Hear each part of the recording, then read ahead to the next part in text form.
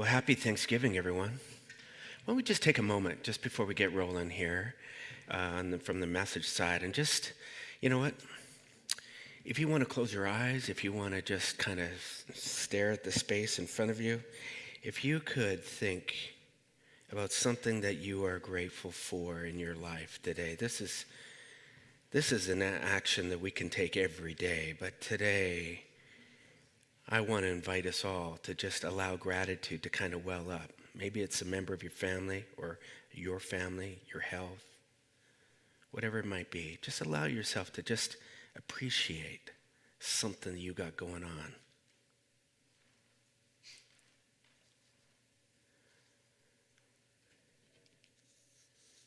In the midst of all the festivity, perhaps family gatherings and meals that go on over this weekend, may you allow your heart to well up with this deep sense of gratitude for something. Allow the joy, regardless of the chaos, to kind of flood over you. It's my prayer for you today. Right on. Well, I'm Jeff, and if we haven't met, welcome. I'm a friendly guy, just so you know. A number of years ago, I had a conversation with a guy. He kind of tracked me down. We were at a big event, and he said, "Jeff, I got to tell you this crazy story." I said, "Really?" He's like, I was supposed to volunteer at a casino yesterday morning. And he said, I was running a little bit behind, I have to admit. I came running out to my truck, and my truck wouldn't start. Battery was dead. And he says, instantly I'm panicking because I knew we were borderline needing volunteers. He says, I went running into the house thinking, who can I call? He says, I thought of a friend. I got on the phone and he's not picking up his phone. So he says, I left a frantic message and now I'm thinking, oh my God. So he says, I ran back outside and he said, I saw a neighbor just 2 doors down. He's outside. He's in the back of his car. He's all dressed up.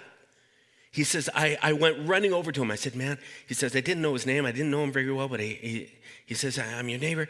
He says, I got a bit of emergency. He says, my truck won't start, and I was just hoping you could maybe give me a boost.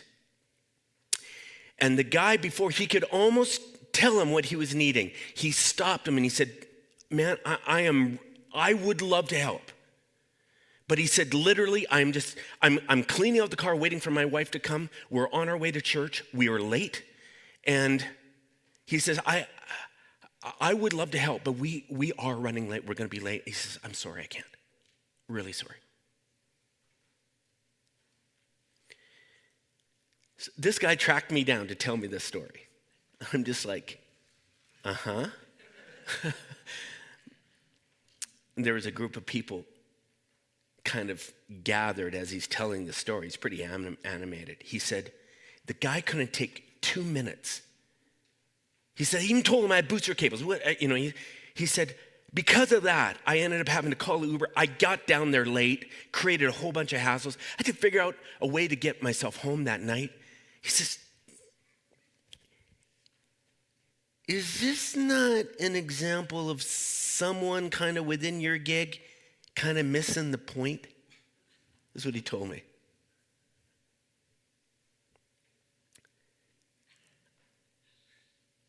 Oh, it's painful hearing him talk this way. And I'm looking around and there's people kind of laughing as he gets to that point. He's going, isn't that kind of missing the point? Like at this point, he kind of can laugh about it, but people are like shaking their heads, almost with disgust, going, typical. That's what I was picking up. Now, in the moment, I was just like, oh, that's freaking frustrating. Buddy, that's not what I stand for. I was making all these big apologies and just going, look, I don't know what that guy's about, but man, that's not what it's supposed to be, blah, blah, blah, blah, blah, blah. But I have to admit that stepping back from that conversation with him, I have to admit that probably in my lifetime, there have been so many occasions when in the midst of what I am trying to do and what I'm focused on, what I'm excited about, will come these little opportunities, requests, needs, people asking for things. And if I'm really honest, I have kind of given them the same treatment. I've kind of said, oh man, I would love to, but.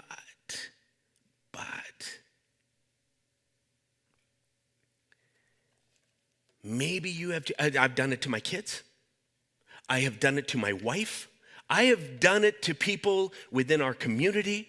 There have been times when I've got this exciting thing going on and someone comes out of the blue and says, hey, is there? And before they can even answer, I've already turned my head and went, I'm sorry,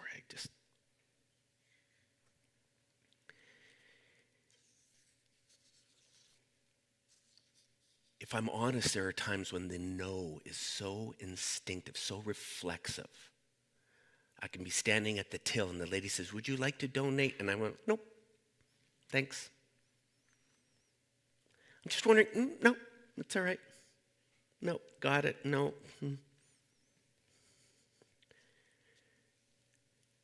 Which is probably why it seems, especially in the outside world, looking in at religion, there is this kind of sarcastic look at people who are busying themselves with various forms of a religion, and people on the outside are going, we know this whole thing that you're about is really all about you. Like, the criticism of hypocrisy, the sense of you guys are just doing your little charade there, but you don't really give a rip about people outside your circles. Oh, I get that from people again and again. Oh man, those Christians, bunch of hypocrites. Many see religion as a very self-serving enterprise. It was James, the writer in the Bible, who had some very straight-up words. I think perhaps in his time, in his culture, he was watching this very same kind of thing happening. And he said, man, dear friends, do you think you're going to get anywhere in this spiritual life if you learn all the right words, but you never do anything with them? Does merely talking about your faith indicate that a person really has it? If you come up on an old friend who's dressed in rags and half-starved, and you say, well, good morning, friend. Be clothed in Christ. Be filled with the Holy Spirit. That will be your food today. And you walk off without providing so much as a coat or a cup of soup. Where really does that kind of spirituality get you? Isn't it obvious that God talk without what he would call God acts is outrageous nonsense? Whew. Straight up the gut. Hey? James says, your beliefs and all the things that you talk about in your religious circles, spiritual circles, they're neat and they're important, but they probably are only a means to an end. They're designed to lead to something. What he describes as God acts. Here at Friends Church, we don't tell people what to believe theologically. We've been talking about kind of our approach to doctrine and theology. We have our beliefs. You have your belief. We're not trying to say everyone needs to believe this or this, but you got to know something. And if you've been coming here for very long, you've probably already picked this up, that there is a shared belief that we have within kind of our pastoral team and greater leadership community that has been we've been talking about, and that has had such a deep influence on us. And it is this, and this is just a paraphrase of this thing, but the end game of all our spiritual pursuits, all the discussions that we have on a Sunday morning, all the stuff that we do as a community, talking about philosophically and theologically, all the conversations, they are designed to lead to a better world. At least they should be. Spirituality should lead to more of a loving, kind, and caring world. Not just God talk, but God acts. Around here, we call those acts water. Some people have been saying, man, I hear you guys use that word water. I'm not.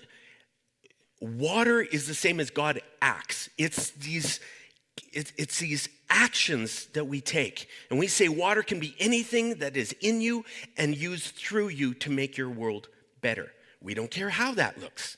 We don't care what you're doing, what your God acts are, because everyone's water looks a little different.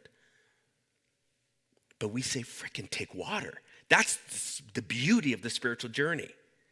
Around here, we even created a value around this very thing. To keep the main point.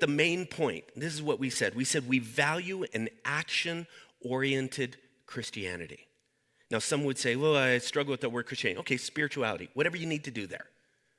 We value an action-oriented Christianity. We see this thing, action-oriented Christianity, as a way of life that makes our world physically, emotionally, relationally better.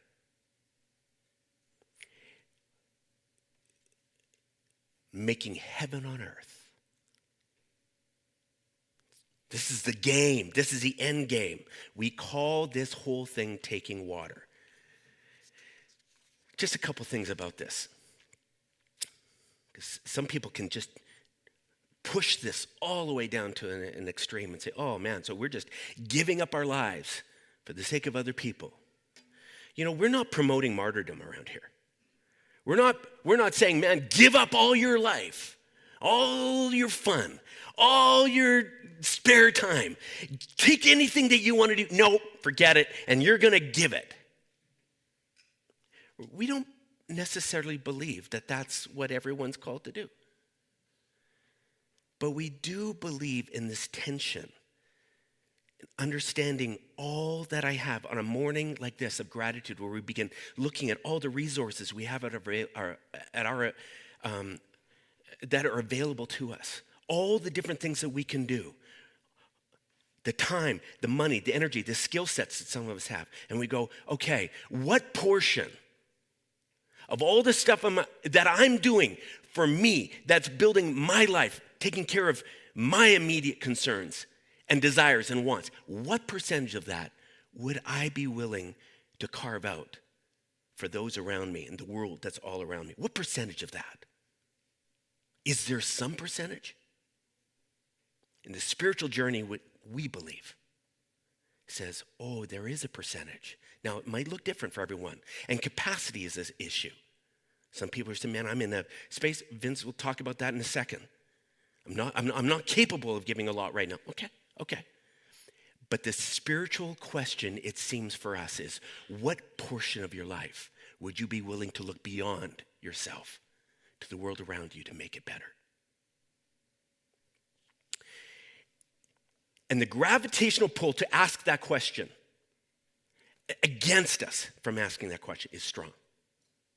There is something, I don't know about you, but inside of me, there is something that is constantly saying, worry about you, Jeff. It is so strong some days that the nose can't come out of my mouth quick enough. I get my plans and my stuff in place, and I'm going, yeah, no, this is me. This is where I'm going. And so because of that, we began telling a story a number of years ago. Likely, if you've been around, you've heard it. But it ultimately is where the whole metaphor of water came from. It's a story of the castle and the well. And it's a story that was written from within our community. It's a story of a landowner who owned some land. On the land, he discovered a natural spring of water. It just kept bubbling up. And so he had a well built. And that well, it's like it had an infinite amount of water. It seemed like it anyways. And this landowner is so generous. People heard about this well that he had on his land. People would come and ask, could we have some of your water. He would say no to no one. He said, come on in. Help yourself. Help yourself. And as a result of his generosity and the abundance of this water, not only did this man prosper, I mean, he became very, very successful. His flocks, his herds, his livestock, his crops, his land prospered, but the village prospered. People had more than enough water. One day the landowner gets called away. He and his family move away, but he keeps the land and he puts the well in the hands of a few community leaders. He said, would you just manage this thing for us? See to it that people get what they need. They move away, people, this team start managing the water. But over time, fights begin to break out, arguments over who deserves how much water. And these people are coming from a long way. You're not even from our community. And you know what? That person, have you heard about them? Kind of a shady character. I don't know if they really deserve the water. All of a sudden, all these little arguments begin breaking out. And this leadership team, they begin to control the water. They begin building a wall around that well, which soon becomes a castle. Ultimately, with a bunch of people living within the walls of this castle with all the water they could ever imagine consuming. Meanwhile, the community all around outside the castle suffering. The story goes on, but really, we tell this story to kind of build a snapshot of what easily happens when the gravitational pull toward hoarding and consuming resources in our lives begins to happen. It's kind of it's a picture, it's a metaphor. And we said religion has, over the years, kind of built castles where we begin hoarding what we have, deciding who's in and who's out, who's able to benefit from the beautiful thing that spirituality is designed to bring, and who doesn't qualify. Not only that, it's turned people from understanding that part of their lives are designed to just be given away. There will be more than enough. But our responsibility is to be able to look out beyond ourselves to a world around us and to actually take water to those in need. So we would tell this story and we'd say, let's not be building castle walls. Let's be a community that constantly is breaking down the castle, removing the walls, understanding we've got something beautiful that can be shared with our world that will make it better. We tell this story again. We told it again and again, saying we gotta figure this out. Every Sunday, we'd be challenging people, will you take some water this week? It often started by just saying, what is your water? There'd be people saying, I don't even know what my water is. Okay, so the journey starts there. What talents, what abilities, what can you do with your time, your energy? What are the needs all around you? All of a sudden, it's like the blinders open up and people just start looking around going, is there an assignment right in front of me that I have just instinctively walked away from or said no to? Or said, no, they're not getting that from me.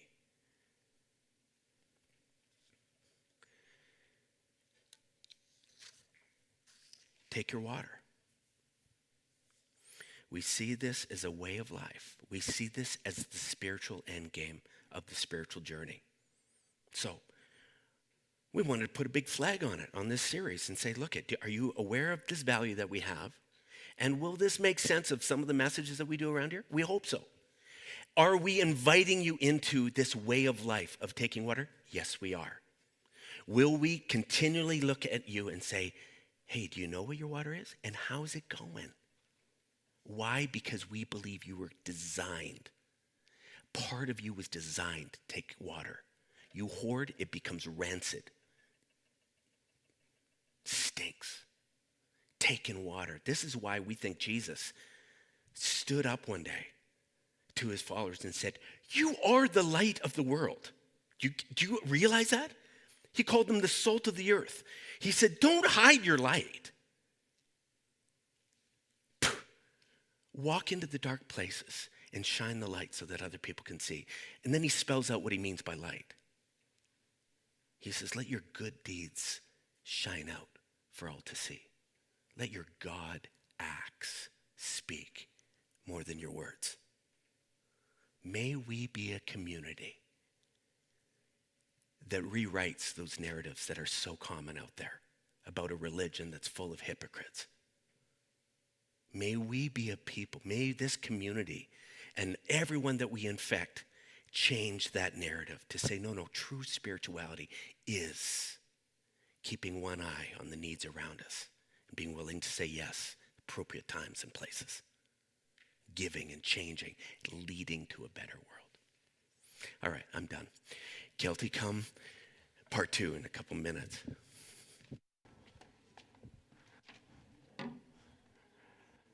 Oh, that's awkward. Isn't that dead silence awkward? Oh my, that's hard to come on stage for. Good morning, happy Thanksgiving.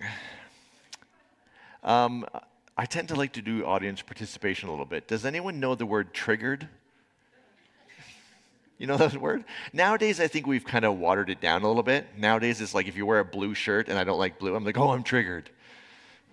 Especially on the internet. Triggered is just that word's gone to crap. But the old meaning of the word had a different flavor to it.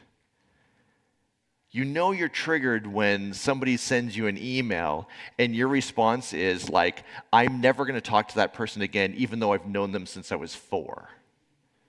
That's triggered. Like this morning, the computer wasn't working, and I was actually contemplating throwing the computer through the window. That's triggered. Anyone know triggered? That kind of triggered? Oh yeah, that's a tough one, huh? Oh man. You know I hate emotions, don't you? I've been triggered lately. Our life, so the Klespersons, my wife's last name is Jesperson, mine's Clausen. We put them together, Klesperson. The Klesperson household has been pretty tough lately. My wife owns a flower shop, wicked flower shop. Obviously, I'm the biggest fan, of course, but summers in a flower shop is wedding season. Busy. Just before wedding season hit, her key staff person takes a leave. Now my wife, she doesn't like to have a big shop. She loves to build flowers. She loves to touch flowers. But it's all her now.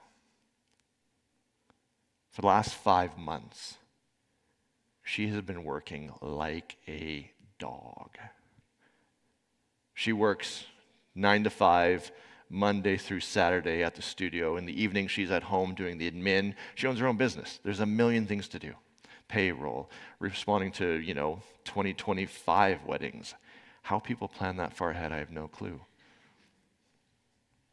But I haven't seen her. Oh, I see her. She sits on the couch with her computer on her lap. But she's just working nonstop. In 5 months, she's taken 2 days off. It's been brutal. And you might be thinking, Vince, you selfish, you're triggered? She is this burnt out, shriveled, working her butt off, just trying to keep her head above water, never taking a day off. And you're triggered? The honest answer is yes. Not proud of it, but I understand it. Do you understand what triggers you? I knew I was triggered. I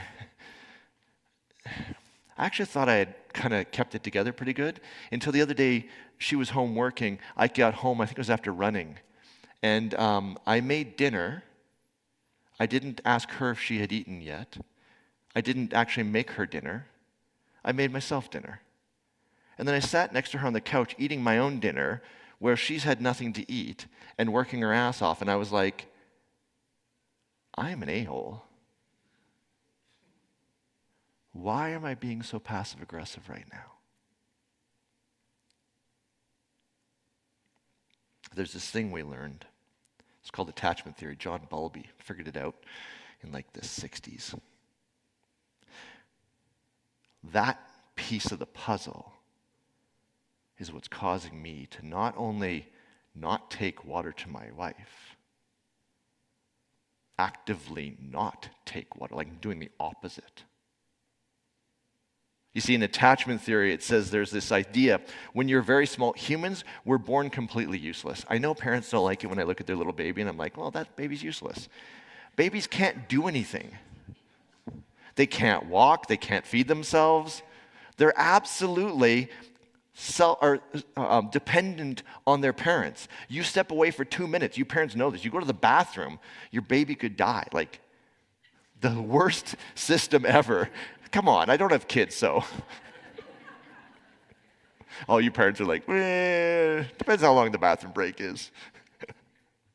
But little babies can't take care of themselves. They can't survive on their own. Other species, the baby's born, it's self-sufficient. Humans, not so much. And so this is Bowlby's idea, wired into the child is this knowledge that I can't survive without my caregiver.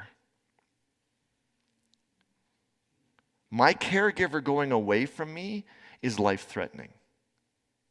It's wired.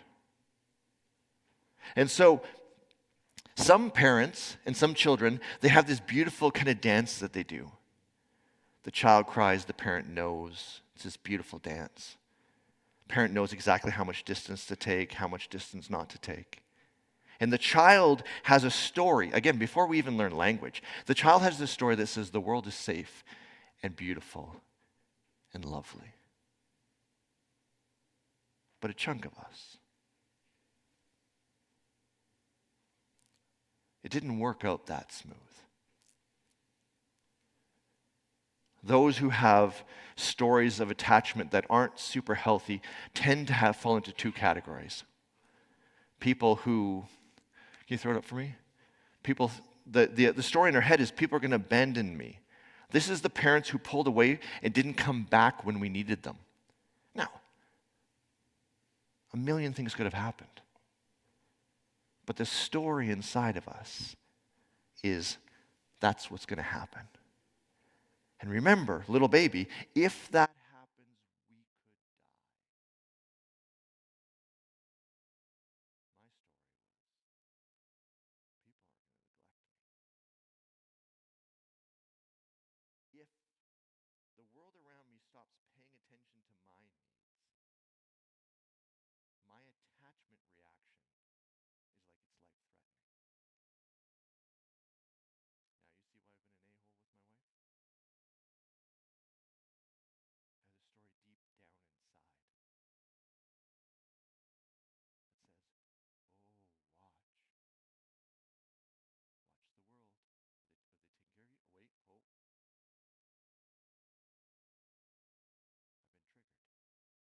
Now, my wife didn't do it on purpose. She's literally just trying to keep her head above water. She can't control whether or not her staff resigns at the worst time in the world. None of this, she's not doing any of this deliberately. But for me, it hits that spot deep inside of me. Even though I know it's there and I can see it, and it's like, it's yelling at me, and I'm like, okay, no, we're going to keep taking care of things. No, we'll keep taking water until finally one day I'm like, I'm cooking dinner and I'm not even going to give you any.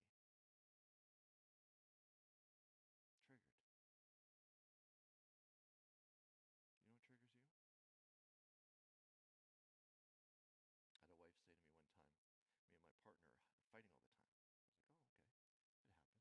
I was like, oh, okay, it happens. I said, when? Well, he's a pilot and he flies a week at a time. He takes off and he flies, does all these flights. So he's gone from our family a week at a time. And for some reason, every night before he leaves, we have this big blowout. I said, have you ever thought that maybe it feels like when he goes on holiday or goes on his week away, it feels like he's abandoned you?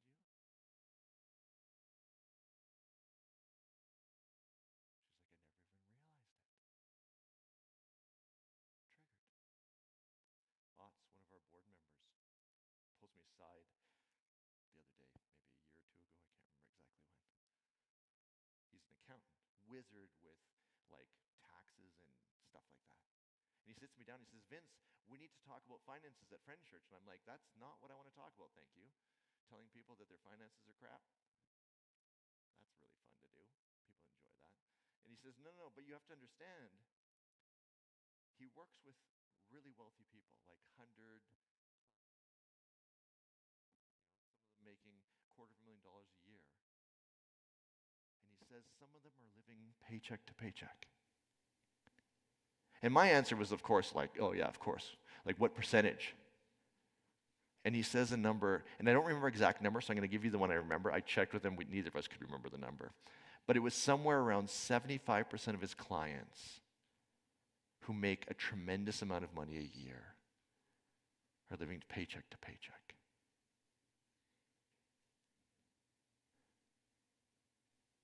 Have you ever thought about what happens when you're triggered? When you're living paycheck to paycheck and someone says, hey, can I have a $5 donation to the mustard seed, whatever? And you're like, no, screw you. Jeff, what was his thing? What was it, $1 at the thing? He's like, no, I'm good, thank you. $1. Me making dinner next to my wife, not even seeing if she needs anything. When these things in our lives are not taken care of, have you seen the impact in the rest of your life? How short you are with people. How selfish I am. Water? Screw that. What about me? Scarcity. Have you felt your spiritual life when some of this stuff isn't working well? And how contracted we are, how selfish we are. Take water, screw that. Build me a castle, and you all can bugger off. Have you ever thought that maybe the most spiritual thing you could possibly do is not read the Bible, it's not go to church, it's not sing the right songs, it's deal with your attachment wounds. Let's get your finances figured out. Work on your health. Get your relationships healthy and strong and vibrant. I knew I was into trouble, but the other day I realized, can you throw up the model for me? This is the model we use. Water comes in this we category. It's this beautiful thing where the world around you, their needs become your needs because you care. Someone needs something, I care. Because their needs, I care about them. All these water projects we've been doing, we do because we care. I was in the lower phase where it's I against them. My wife was the enemy. I could feel it. I'm looking at her all the time like, what do you want? She asked me the other day, hey, Vince, I was like, what do you need? That was my response. You can tell I am triggered. I against them. Triggered seems to drop us down into the model. Instead of seeing I and them, how do we work together? How do I see them as someone that's part of my life? We start looking at them as the enemy. We don't need to deal with them. It's not their stuff I have to worry about. Do you know what triggers you? We have this value. Can you throw it up for me? We value those things that create healthy lives. People say to me, like, why don't you preach from the Bible? Well, because attachment theory was only written in the 60s, and the Bible was written 2,000 years ago. So there wasn't in there. Now me and Jeff will say, I can say a verse and then kind of do one of these like, if you read it this way, you can kind of possibly see what. But we say no. We understand that when life is in chaos, when our health is in the toilet, when our relationships are struggling, when we're triggered, that takes out everything. And so you'll hear us do stuff all the time. We're trying to create healthy lives. We're trying to look through our lives and saying, what is the stuff that's getting in the way of our spiritual life? And in that way, we mirror them together. The most healthy spiritual thing I could possibly do is to get my attachment wounds figured out. The most healthy spiritual thing I could do is to recharge myself. The most healthy spiritual thing I can do is get my finances dialed in.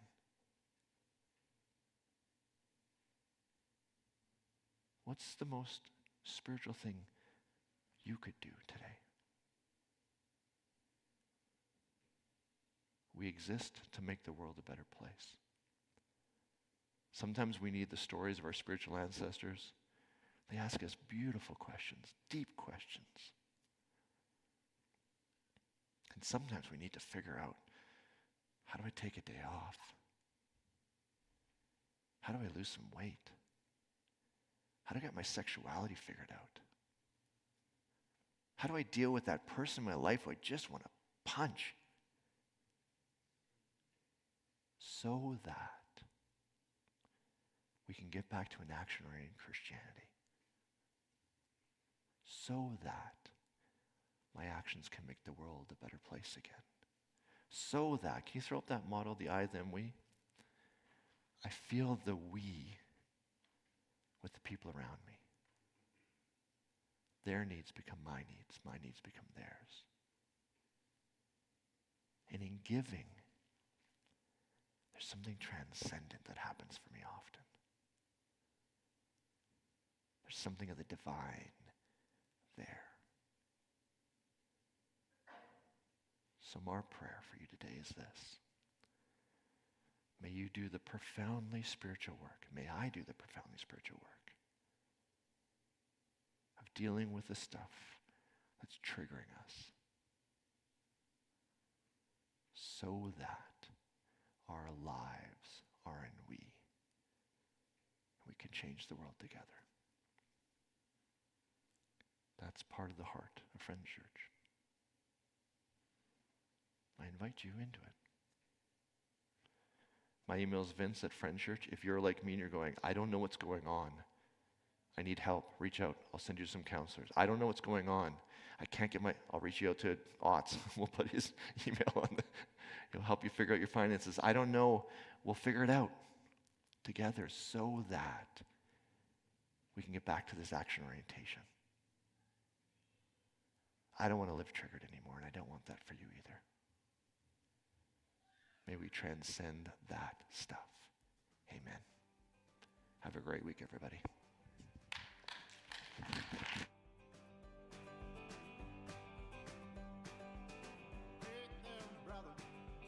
Hold on. Hold on a second.